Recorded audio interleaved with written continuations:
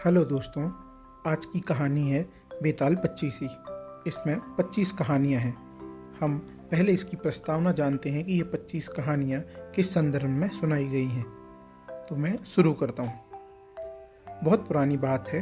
धारा नगरी में गंधर्व सेन नाम का एक राजा राज करता था।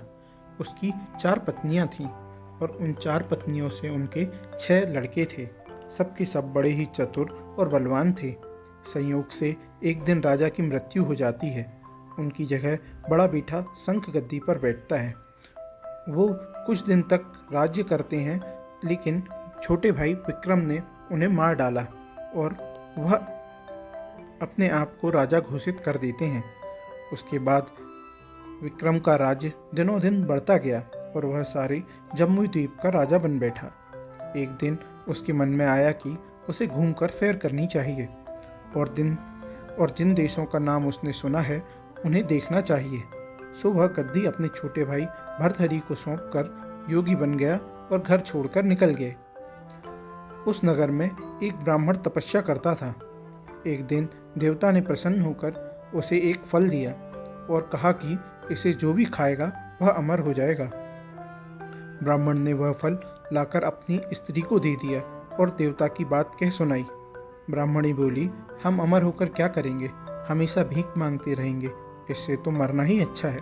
तुम इस फल को ले जाकर राजा को दे आओ और बदले में कुछ धन ले आना। यह सुनकर ब्राह्मण फल लेकर राजा के पास गया और सारा हाल कह सुनाया। राजा ने फल ले लिया और ब्राह्मण को 1,00,000 रुपए देकर विदा कर दिया। राजा अपनी एक रानी को बहुत चाहता था। उसने महल में जाकर वह फल उस रानी को दे दिया। रानी की भी दोस्ती एक शहर के कोतवाल से थी। उसने वह फल उसे दे दिया। कोतवाल एक वेश्या के पास जाया करता था। कोतवाल ने वह फल उस वेश्या को दे दिया। वेश्या ने सोचा कि यह फल तो राजा को खाना चाहिए। वह उसे लेकर राजा के पास आ गई और उसे दे दिया। राजा ने उसे बहुत सा धन दिया, लेकिन जब उसने फल को अच्छी तरह से देखा तो वह पहचान गए। उसे बड़ी चोट लगी, पर उसने किसी से कुछ न कहा। महल में जाकर रानी से पूछा कि तुमने उस फल का क्या किया? रानी ने कहा, मैंने उसे खा लिया। राजा ने वह फल निकाल कर दिखा दिया। रानी घबरा गई और उसने सारी बात सच सच कह दी।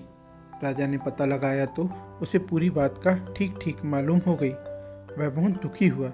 उसने सोचा, यह दुनिया माया जाल है, इसमें अपना कोई नहीं। वह फल लेकर बाहर आया और उसे धुलवाकर स्वयं खा लिया।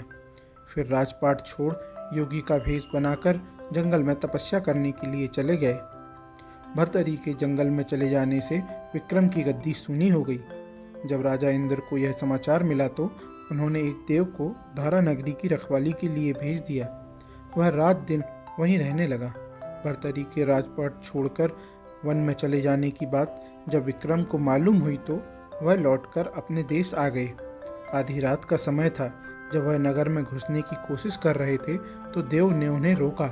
राजा ने कहा, मैं विक्रम हूँ, यह मेरा राज्य है। तुम रोकने वाले कौन होते हो मुझे? देव बोला, मुझे राजा इंद्र ने इस नगरी का चौकसी बनाया है। तुम सच्चे राजा विक्रम हो तो पहले मेरे से युद्ध करो। दोनों में लड़ाई हुई। राजा ने जरा सी देर में देव को पछाड़ दिया। तब देव बोला, हे राजन, तुमने मुझे हरा दिया है, मैं तुम्हें जीवन दान देता हूँ।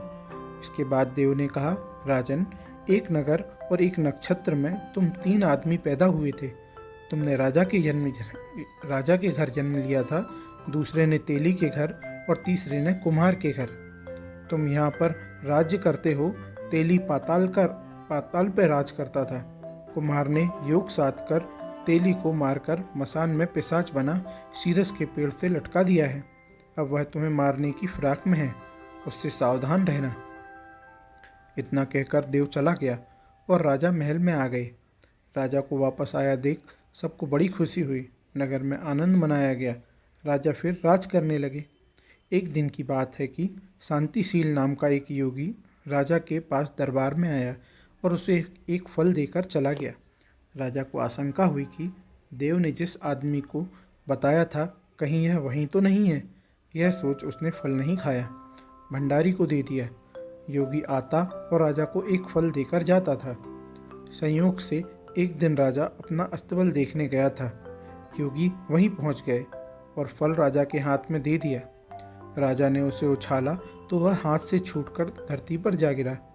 उसी समय एक बंदर ने झपट कर उसे उठा लिया और तोड़ डाला।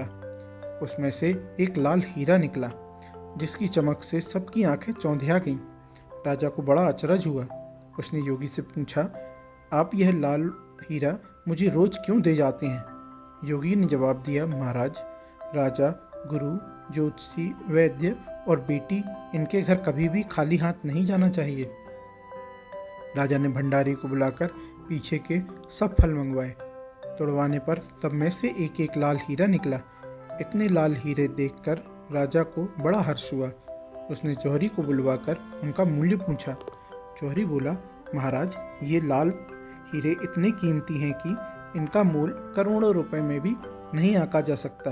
एक एक लाल हीरा एक एक राज्य के बराबर है। यह सुनकर राजा योगी का हाथ पकड़कर गद्दी पर ले गया। बोला, योगी राज, आप बताइए, आप क्या कहना चाहते हैं? आपको इसके बदले में क्या चाहिए? राजा उसे अकेले में ले गए। वहां जाकर योगी ने कहा, महाराज, बात यह है कि गोदावरी नदी के किनारे मसान में मैं एक मंत्र सिद्ध कर रहा हूँ। उसके सिद्ध हो जाने पर मेरा मनोरथ पूरा हो जाएगा। तुम एक रात मेरे पास रहोगे तो मंत्र सिद्ध हो जाएगा। एक दिन रात को हथियार बांधकर तुम अकेले मेरे पास आ जाना। राजा ने कहा, अच्छी बात है। इसके उपरांत योगी दिन और समय बताकर अपने मठ में चला गया। जब वह दिन आया तो राजा अकेला वहां पहुंच गया। योगी ने उसे अपने पास बैठा लिया। थोड़ी देर बाद राजा ने पूछा, महाराज, मेरे लिए क्या आज्ञा है? योगी ने कहा, राजन, यहाँ से दक्षिण में 2 कोस पर मसान में एक सीरस के पेड़ पर एक मुर्दा लटका हुआ है। उसे मेरे पास ले आओ, तब तक मैं यहाँ पूजा करता हूँ। यह सुनकर राजा वहाँ से चल दिए। बड़ी भयंकर रात थी। चारों ओर बहुत अंधेरा फैला हुआ था। बारिश हो रही थी। भूत प्रेत शोर मचा रहे थे। सांप आकर राजा के पैरों में लिपटते जा रहे थे, लेकिन राजा हिम्मत से आगे बढ़ता गया।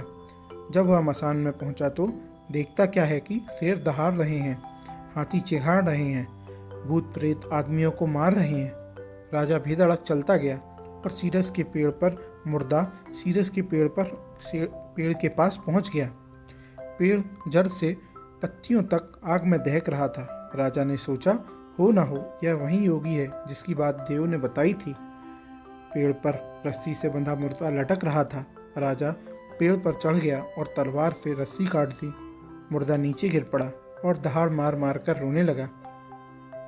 राजा ने नीचे आकर पूछा, तुम कौन हो? राजा का इतना कहना था कि वह खिलखिलाकर हंस पड़ा। राजा को बड़ा अचरज हुआ। तभी वह मुर्दा फिर पेड़ पर जा लटका।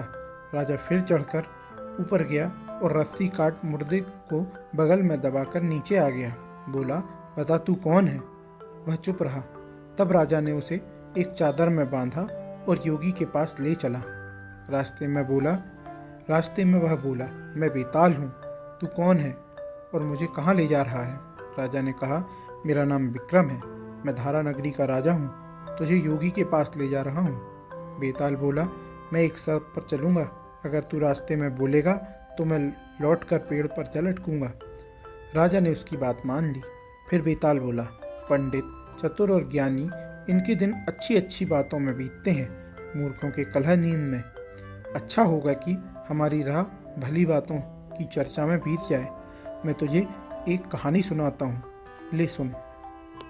ऐसा बेताल ने कहकर एक एक करके 25 कहानियाँ सुनाई, जिनके बारे में हम एक एक कर सुनेंगे अगले एपिसोड्स में। अगर आपको यह कहानी अच्छी लगी हो तो प्लीज़ लाइक करें, सब्सक्राइब करें और दोस्तों के साथ शेयर करें। Thank you.